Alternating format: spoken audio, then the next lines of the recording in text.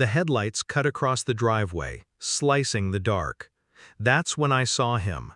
A man, face swollen, lips split, sprawled against the gravel like something thrown away.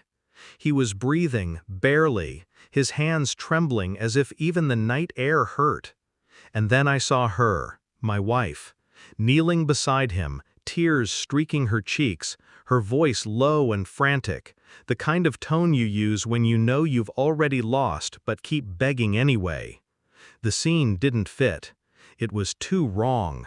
The air between them was intimate, not the intimacy of love, but of something shared, something dangerous. She looked up at me, and in that brief flicker of eye contact, there was more than shock. There was guilt. I stepped out of the car, slow. My shoes crunched on the gravel, every step measured. Neither of them spoke. We'd been married 8 years. 8 years of quiet routines, small touches, and the kind of silences that feel like comfort, or so I thought.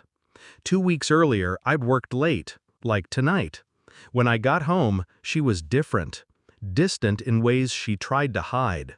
Smiling just enough, touching my arm just enough, but her eyes were elsewhere.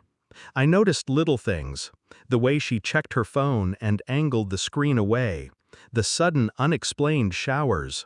Her perfume lingering in the bedroom long after she'd left for errands. I told myself I was imagining it.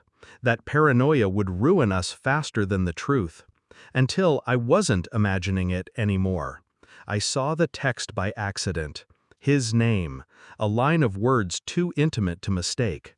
Can't stop thinking about last time. No explanation could erase that. I didn't confront her. Confrontations are sloppy. They give away your position. Instead, I studied her.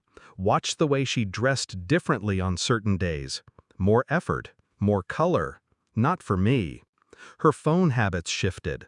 More late-night scrolling, more quick locks when I entered the room. I checked our bank statements.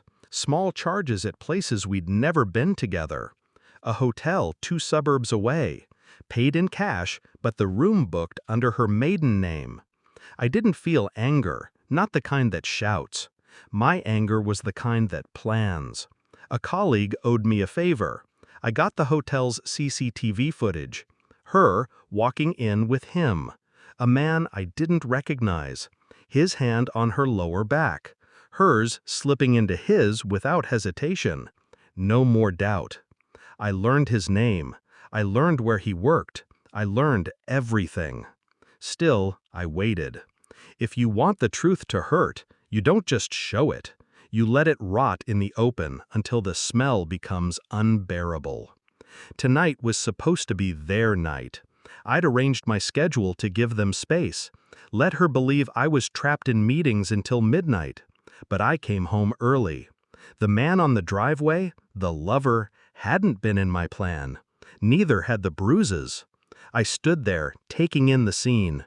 Her tears, his labored breathing, the panic in both their eyes.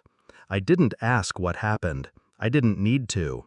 Instead, I pulled something from my coat pocket. A small, unmarked envelope. I tossed it onto the gravel between them.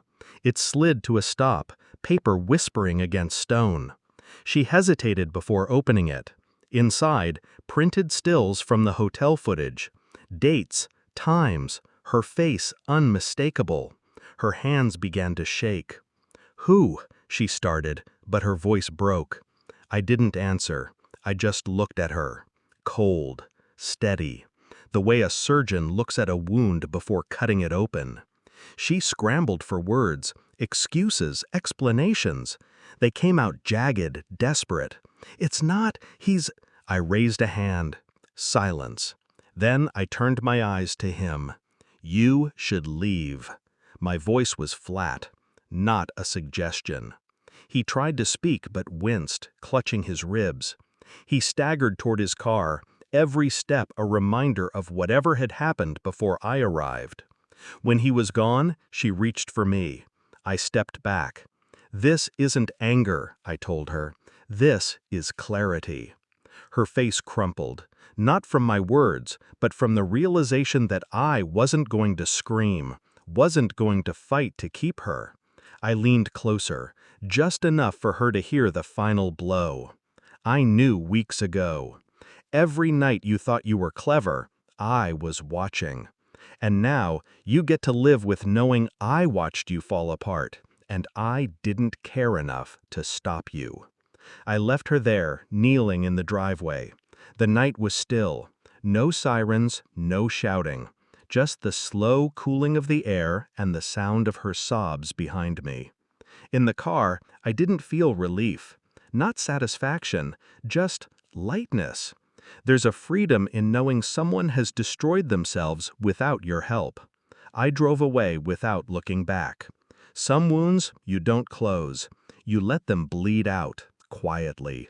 And some people you don't forget. You simply forget.